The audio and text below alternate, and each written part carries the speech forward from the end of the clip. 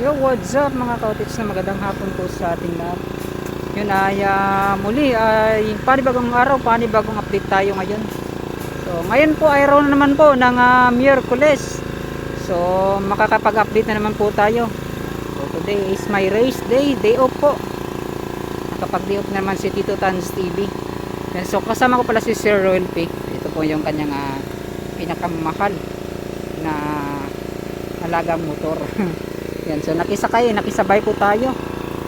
So ngayon mga kaotits, no, sana hindi po umulan.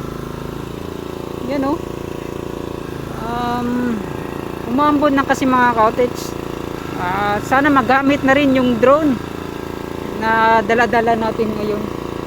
So mga kaotits, andito pala kami ngayon sa itong bahagi na to. So sa ginagawang viaduct flyover dito po sa Maya Olas. Yan no. So dito po yung kanyang abutment. Yan mga kaotits, yan dito banda. So may ginagawa pala sila itong mga cage po, steel bar cage. Sobrang laki po ng mga bakal, para pong nasa mga 36 yung laki po ng bakal na to. Yan no. So ganito po yung kanilang pagproseso. Yan. So talagang mano-mano na hindi katulad nung sa ibang mga kaotits na binibili pa. So sa kanila dito ay sila talaga yung tumatrabaho. Yan oh. So muli ay mag-update na po tayo doon sa unahan. So titingnan natin ano na po ba talaga yung mga nagbago dito sa ginagawang Olas Viaduct flyover. Yan, let's go.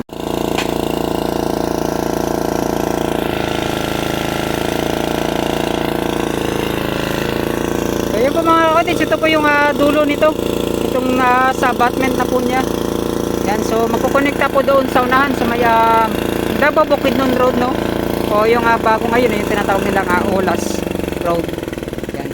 So punta na po tayo doon sa unahan, let's go. Ito na dito. So yung mga kaotits, no? Kapang ilang ko na diri sir, kaduha na no? So isa, dalawa, tatlo, apat. So ito. Yan no, ikapang apat. Dalawang foundation na pile cap. Na mamating pa, lagyan pa ng foundation. So kasi yung mga kabit pa yan, hukayin pa nila. Tapos dito, Tito Tans, may ano dito. May isa pa. May isa pa dito. I think ito na yata. So dito may isa pa ta dito. Ayun nga Batman kanina yung pinagagawa nila ng steel bar cage. Steel bar. So isa pa yan dyan. So doon na yung kasi dito 5, I think 1, 2, 3, 4, 5, 6, ika-6 yung abutment. 6. So yung mga cottage, no, yun. So may dalawa na pong nakita natin na yung sa unahan, yung malapit po sa daanan po, hindi pa po nalagyan ng pier cap. So yung dito sa ikapangalawa na po, so may pier cap na po na nakikita natin. So parang kompleto. So yung paglalagyan na lang po ng tawag niyan, yung mga girder, no, yung mga cottage. So yan, titingnan natin, no, baka hindi po ulan, so papaliparan po namin ni Sir Will P yung area na to. Pagkatapos nito ay papaliparan din natin doon sa unahan. First time din natin magpalipad dito. Yes, no, sana ay okay lang. So yung mga cottage, try na natin. Let's go.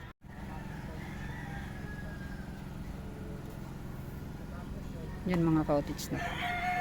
Kung gaano po kalaki yung mga ginagawang yung mga ginagamit na materials dito, lalo na po sa paggawa po ng ganitong klaseng proyekto. So hindi pa po yan tapos mga cottage. Yan po ay parang lalagyan pa ata nila ng isa pa, no? Tapos yung spiral, parang hindi pa po ganyang kadami siguro yung spiral na ilalagay. Yun no. Yan, shoutout kay Sir Roel Pio. So mga cottage, so may inner pa po na ilalagay dito mga cottage. So ito po yung outer nya, no sir, no?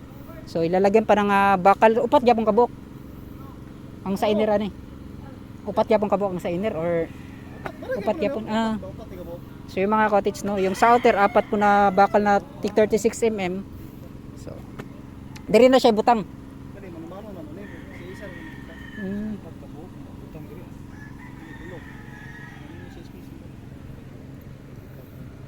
So ganito po yung pagproseso, no? Na ito mano-mano po nila ng paggawa po nito mga cottage, no? Paano po nila pinail. So yung yung pagplaster na po ay yung heavy equipments na po, yung kumbaga nagpatindog gani mga cottage. So ganon. So sila yung na plaster na. So kanila pong winilding. Yan mga cottage, no?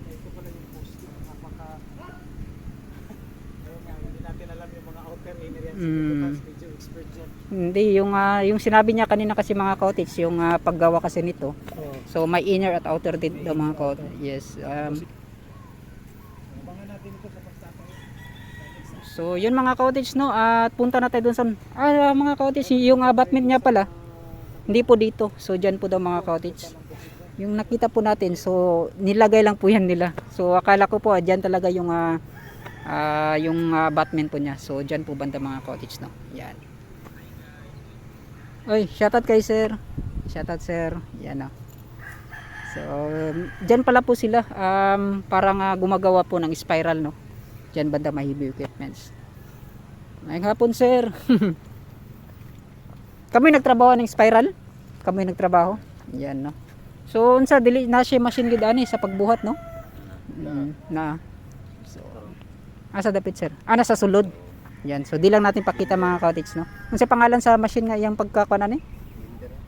Binder. Bar binder. So binder yung tawag mga cottage, so bar binder. Sir, salamat kay sir. Shoutout dai sa inyong tanan. Yan, salamat. Yan, shoutout. Asa Bukidnon? Asa sa Kalinan. Kalinan. Yan. Ko sir, shoutout sir. Shoutout sa mga taga Matina pwede mga tambay dia ba nga. Yan. Mahilig magtungga-tungga ng gym ba. Sir, salamat kay sir. Salamat kayo. Salamat. Shoutout kina sir. Yan sir, salamat. Shoutout sa inyo ha.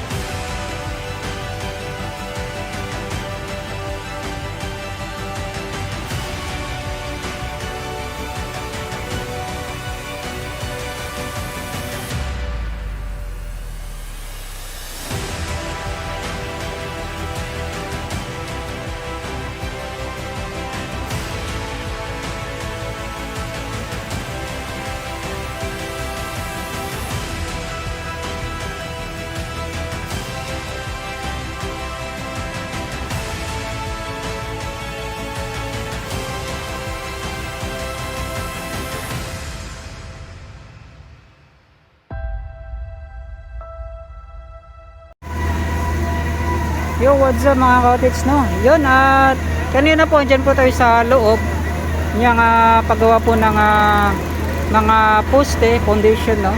So napisilip po natin sa inyo kung ano po yung mga ginagawa po nila doon. Yan, no? Sister Welty na talagang lumalapit talaga sa pag-boring po dyan. ng mga paghukay po ng mga lupa. Yan.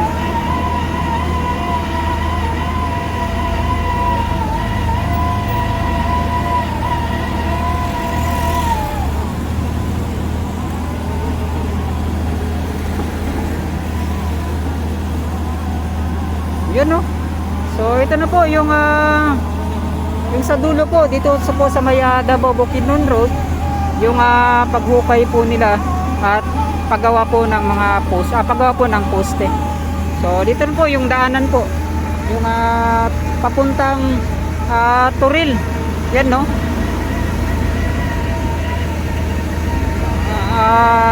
Sa ilang buwan din na di natin pag-update dito. So ganito na pala yung mga nangyayari, yung kanilang mga nagawa na. Yun no, mga ka-outets, at pupunta naman kami ni Sir Roy doon sa unahan. Let's go. Diba, para mag-record na, di Manila ba? Pwede gyapon. Picture ba? Basta computer lang. Ano, kwarta. Kondisyon na itong pinutan to. Gata, mag-grupo. Uban.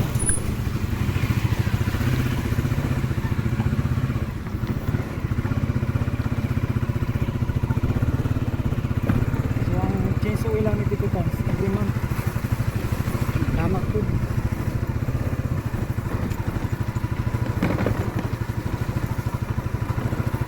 Yun ay Tito Tans ba? Scooter sa akong amigong Australiano Tito Tans.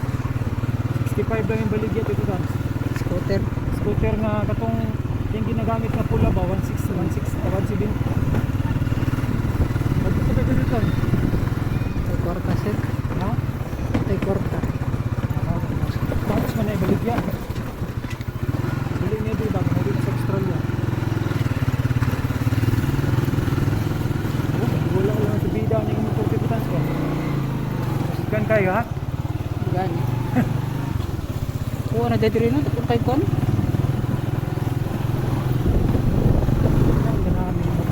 Gina-reject ng mga pawn shop ba? Prindan yung ano asam dawat.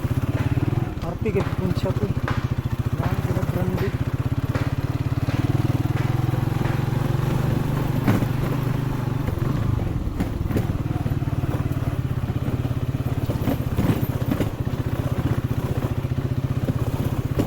Ulit yung dalan diri.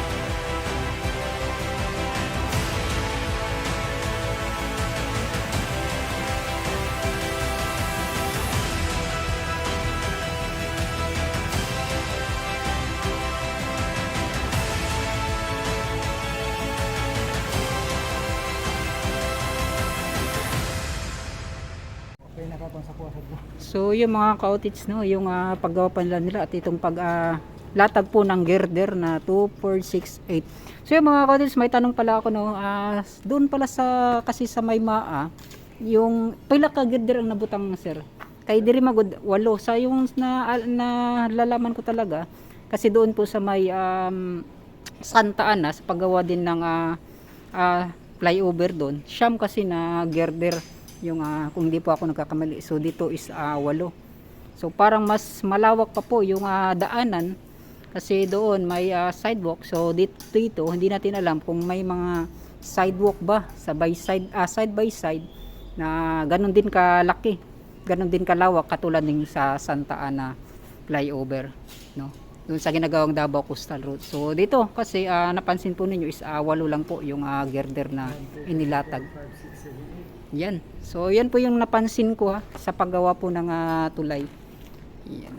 So dito na po yung abutment, mga ka-outage, no. Yan. So Moni, wala naman napansin, sir. Sa wala po na ako na iya pong pila sa mga sir. Yun so sa pababalik namin ni Sir Welpi, no, doon sa So titingnan natin kung ilang girder pa yung inilatag doon. So para mas may hambing. Doon Tito Tans, may sidewalk sila. Sidewalk, no? Umpisa na sila magbuhos. So dito na pero gagmay lang siguro po, no. Kaya Bayadak mo siya. lagi, no. Wala lang siya ganun Tito Tans, sa kita mo yung sa flyover sa Agdao. Doon lang yung ganun pa. Lang parang ganito lang. Hindi siya malapad. Parang isang metro. Lang ng tao. Isang metro kasi doon sa Hindi na isang metro. maliit lang, no? Bitaw, no? 0.8 something. So ganun mga ka-outage, no, yun. Yung mga sa unahan may girder. Yun, maraming salamat.